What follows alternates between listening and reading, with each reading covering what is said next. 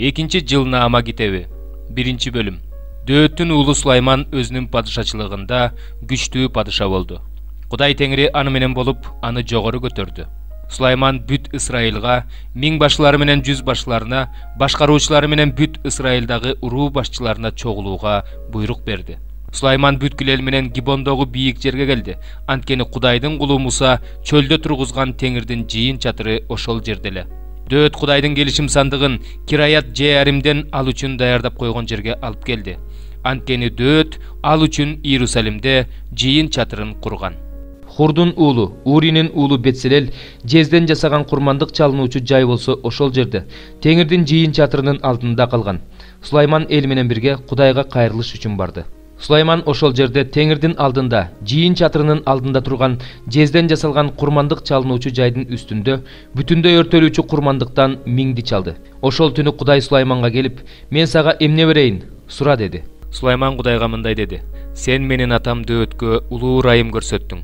Анын ордуна мени падыша кылдың. Кудай Теңирим, сенин атам Дөөткө айткан сөзүң аткарылсын. Жер топурагындай сан жетпеген элге сен мени падыша кылып койдуң. Эми бул элди башкарганга мага акыл менен билим бер.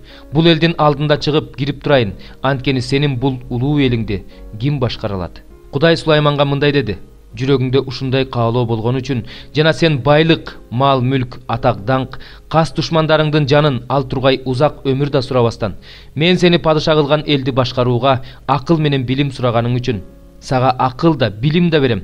Мен сага сенден мурунку, сенден кийинки падышаларда болбогон байлыкты, мал, мүлктү, атак, даңкты берем." Сулайман Гибондогу бийик жерден жыйын чатырынан Иерусалимге келди. Ал Исраилда падышачылык кылып турду. Сулайман майдан арабаларын, атчан аскерлерди топтоду. Анын 1400 майдан арабасы, 12000 атчан аскери бар эле.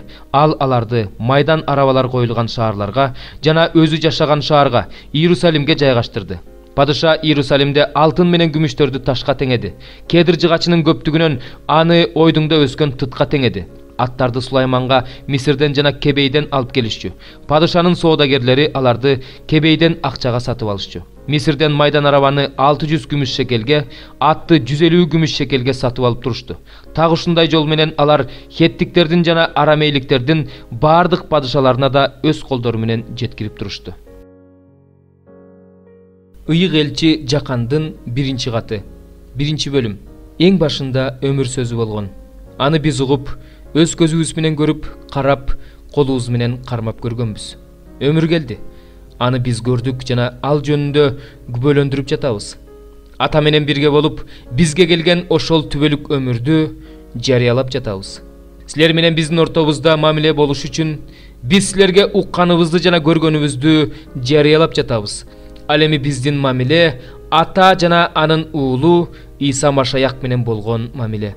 Муну силерге кубанычыңар толук болуш үчүн жазып жатабыз.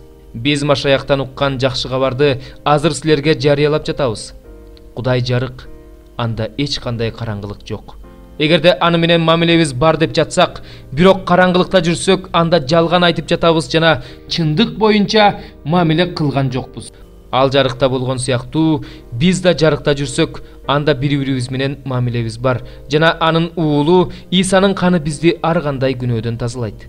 Эгерде күнөөбүз жок деп жатсак, анда өзүбүздү өзүбүз алдап жатабыз жана бизде чындык жок. Эгерде күнөөлөрүбүздү мойнубузга алып ачык айтсак, ишенимдүү жана адилеттүү Кудай күнөөлөрүбүздү кечирет жана бизди бардык адилетсиздиктен тазалайт. Эгерде күнөө кылган жокпуз деп жатсак, анда Кудайды жалганчы кылып жатабыз жана анын сөзү биздин ичибизде жок. 7-бөлүм. Мага кайгы, анткени мен жайкы жемиштерди жыйнап алгандан кийинки, жүзүмдү терип алгандан кийинки мезгилдей болуп калдым. Жегенге бир да мөмө жок, менин жаным каалаган, бышкан бир да жемиш жок. Жерде райымдуу адамдар калбай калды. Адамдардын арасында адил адамдар жок. Кан төгүш үчүн бардыгы тузак коюшат. Ар бири өз бир тууганына тор жаят. Алардын колдору жамандык кылып, жакшылык күтүшөт. Жетекчи белек талап кылат. Сот пара алып соттойт. Төрөлөр болсо өздөрүнүн жаман каалоолорун ачык айтышат, ишти бурмалашат. Алардын эң жакшысы тикенектей, эң адилеттүүсү тикенектүү тосмодон жаман. Сенин пайгамбарларың айткан күн, сен жазалай турган күн келе жатат. Эми аларга дүрбөлөң түшөт. Досуңарга ишенбегиле, жолдошуңарга таянбагыла. Койнуңда жаткан аялыңдан оозуңдун эшигин сакта. Анткени уулу атасын уят кылат, кызы энесине каршы чыгат, келини кайын энесине каршы болот, адамдын душманы өзүнүн үйүндөгүлөрү. Мен болсо теңирден үмүттөнөм. Мени куткарган Кудайга таянам. Кудайым мени угат. Душманым мени табалаба. Мен кулап калсам да кайра турам. Мен караңгылыкта отурсам да теңир мен үчүн жарык. Менин ишимди чечкенге чейин, мени соттогонго чейин теңирдин каарын көтөрөм, анткени анын алдында күнөө кылдым. Ал мени жарыкка алып чыгат, ошондо мен анын адилеттүүлүгүн көрөм. Мага сенин Кудай теңириң кайда деген душманым муну көрүп уятка калат. Ал көчөдөгү баткакка окшоп тебеленгенде аны көрүп көзүмдүн моокуму канат. Сен өзүңдүн дубалдарыңды курган күнү ошол күнү чек араң чоңоет. Ошол күнү сага Ашурдан жана Мисир шаарларынан келишет. Мисирден тартып Эфрат дарыясына чейин, деңизден деңизге чейин, тоодон тоого чейин жашаган элдер келишет. Ал жер болсо өзүнүн тургундарынын күнөөлөрү үчүн, алардын иштеринин жемиштери үчүн чөлгө айланат. Кармелдин ортосундагы токойдо обочо жашаган өз элиңди, өз мурасың болгон койлоруңду өзүңдүн таягың менен кайтар. Алар Башан менен Гиладда байыркы күндөрдөгүдөй оттоп жүрүшсүн. Сен Мисирден чыгып келе жаткан күндөрдө кандай кереметтерди көрсөтсөм, азыр да ага ошондой кереметтерди көрсөтөм. Муну көргөн элдер өздөрүнүн баардык күч кубатына карабастан уят болушат. Колдору менен ооздорун жабышат, кулактары дүлөй болуп калат. Жылаандай болуп топурак жалашат, жер курттарындай болуп чептеринен сойлоп чыгышат. Биздин Кудай теңирден коркушат. Сенден үрөйлөр учат. Өз мурасынын калдыгынын мыйзамсыздыгын кечирип, айыбын мойнуна салбаган сендей Кудай барбы? Ал түбөлүккө каарданбайт, анткени ырайым кылганды жакшы көрөт. Ал бизге кайрадан ырайым кылат. Биздин мыйзамсыздыктарыбызды өчүрөт. Сен биздин бүт күнөөлөрүбүздү деңиздин түпкүрүнө таштайсың. Сен байыркы күндөрдөн бери биздин ата-бабаларыбызга ант берип убада кылып келгениңдей, Жакыпка ишенимдүүлүгүңдү, Ыбрайымга ырайымдуулугуңду көрсөтөсүң. 16 бөлүм. Ыйса өзүнүн шакирттерине да мындай деди. Бир бай адамдын чарба иштерин башкаруучусу бар экен. Сенин чарба иштериңди башкаруучу мал мүлкүңдү ыксыз ысырап кылып жатат деп айтып келишет. Ошондо баянын чакырып алып, сен жөнүндө ар кандай сөз угуп жатам. Өзүңдүн башкаруу ишиң боюнча эсеп бер, анткени сен мындан ары чарба иштерин башкара албайсың дейт. Башкаруучу ичинен, мен эмне кылам? Кожоюнум мени башкаруу ишинен бошотуп жатат. Жер каза албайм, кайыр сурагандан уялам. Бирок мен эмне кылууну таптым. Башкаруу ишинен бошотулгандан кийин адамдар мени үйлөрүнө кабыл алыш үчүн мен мындай кылам деп ойлонот да, кожоюнуна карызы барлардын ар бирин өз-өзүнчө чакырып алып, алардын биринчисинен сен кожоюнума канча карызсың деп сурайт. Ал 100 ченем май карызмын дейт. Тил катыңды ал да отура калып 50 ченем деп жаза сал дейт башкаруучу. Андан кийин ал башкасынан сен канча карызсың деп сурайт. Ал 100 ченем буудай деп жооп берет. Башкаруучу ага да тил катыңды ал да 80 деп жаз дейт. Ошондо кожоюн ишенимсиз башкаруучусун акылдуулук менен иш кылган үчүн мактаптыр. Бул дүйнөнүн адамдары өзү өңдүүлөр менен мамилелешкенде жарыктын уулдарына караганда акылдуураак. Мен да силерге айтып коеюн, өтүп кете турган байлык менен өзүңөргө досторду күткүлө. Байлык жок болуп кеткенден кийин силерди түбөлүк турак жайларга кабыл алышсын. Аз нерседе ишенимдүү адам көп нерседе да ишенимдүү, аз нерседе ишенимсиз адам көп нерседе да ишенимсиз. Эгерде силерге өтүп кете турган байлыкты ишенип тапшырууга болбосо, чыныгы байлыкты ким ишенип тапшырат? Эгерде силерге башкалардыкын ишенип тапшырууга болбосо, анда өзүңөрдүкүн ким берет? Эч бир кул эки мырзага кызмат кыла албайт. Бирин жек көрүп, экинчисин жакшы көрөт. Бирине жан дили менен берилип, экинчисин барка албайт. Бир эле учурда Кудайга да, байлыкка да кызмат кыла албайсыңар. Мунун баардыгын байлыкты сүйгөн фарисейлер да угуп, Исаны мазактап күлүштү. Ошондо Иса аларга мындай деди.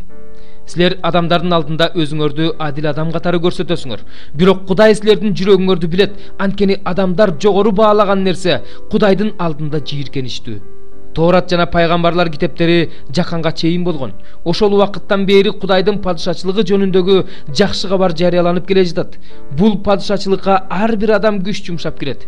Бирок мыйзамдын бир белгиси жоголгонго караганда, асман менен жер оңой жок болот. Аялын кетирип башка аял алган адам ойноштук кылган болот. Күйөөсү кетирип жиберген аялды алган адам да ойноштук кылган болот. бир бай адам болуптур. Ал кочкул кызыл кылторкодон жана зыгыр бууласынан кийим кийип, күн сайын укмуштуудай той өткөрчү экен.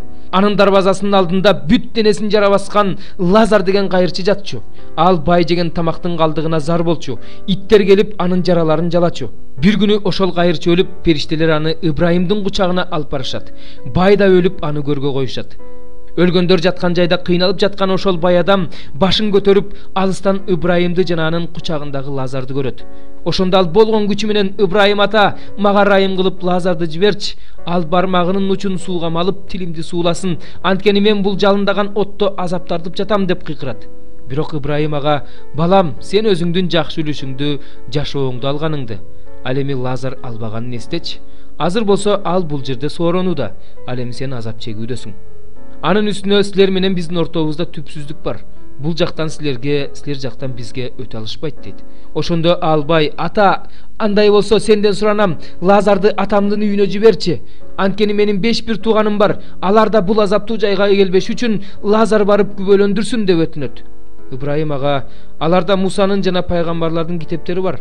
Ошолорду угушсун" десе, ал: "Жок Ыбрайым ата, эгерде өлгөндөрдөн бирөө барса, алар тобо кылышат" дейт. Ошондо Ыбрайым ага: "Эгерде Муса менен пайгамбарлардын айтканын угушпаса, анда алар өлгөндөрдөн бирөө тирилип барса да ишенишпейт" деп жооп берет.